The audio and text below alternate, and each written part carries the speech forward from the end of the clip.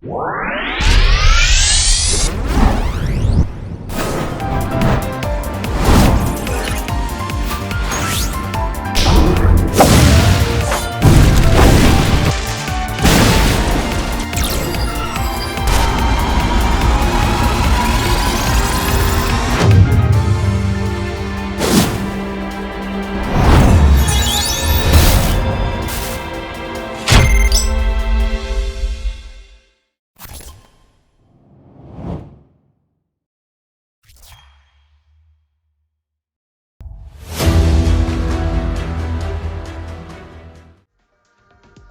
What's up guys? This is Naspi Gaming.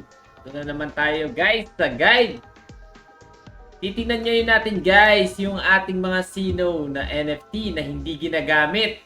Explore natin yung kanilang mga skill cards.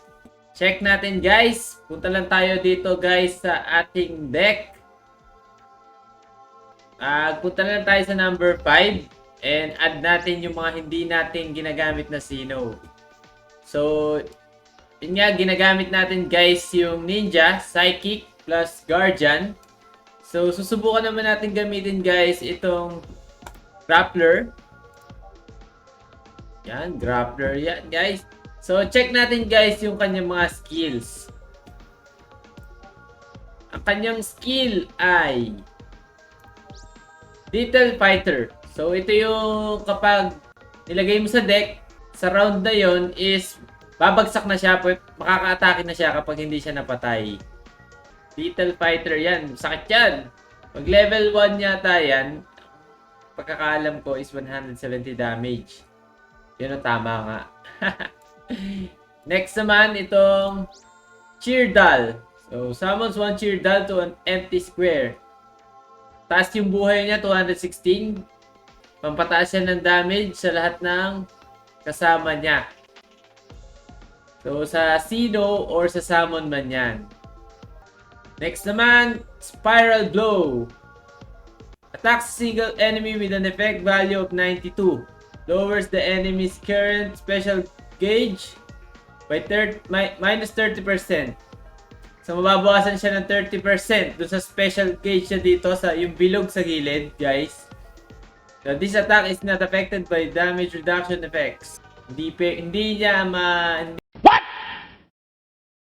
Hindi tatalab sa kanya yung mga damage reduction, yung mga passive skills or yung mga skills na merong damage reduction. So, sobrang ganda pala nitong Spiral Blow. Next naman, ito naman yung Falcon Counter. So, ito guys, kapag hinit ka ng kalaban, ng kanilang mga skills at na-activate mo yan before sila makatira sa'yo, meron ka 115% damage sa kalaban na babalik sa kanila. O yun, counter attack lang yan guys. Natin yan. Next naman guys is Diamond Upper. Attacks a single enemy with an effect value of 104. Adds a shield of 116 durability on itself in this turn. So, yun nga guys, yan o. Mag-a-add ka ng shield. Para dun sa para dun sa yung Sino na Grappler.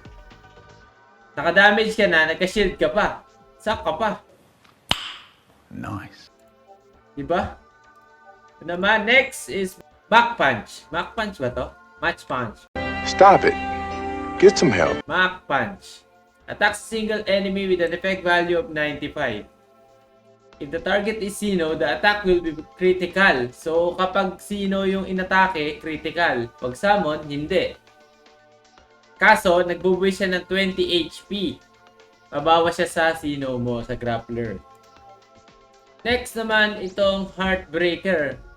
Oh, effect value of 55. Plus, ayan energy break siya. Dalawa yung mababawas sa kanyang energy pool. Kaso, kapag wala siya energy, wala na siya babawasan. Next naman, ito ang favorite ko, guys. Rising Dragon. Sobrang taas ng damage. The attack will be critical.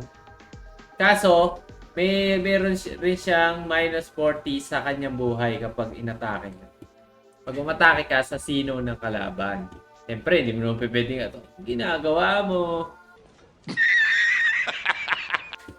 Attack sa single enemy with an effect value of 140. Parang nasa 250 plus damage to eh.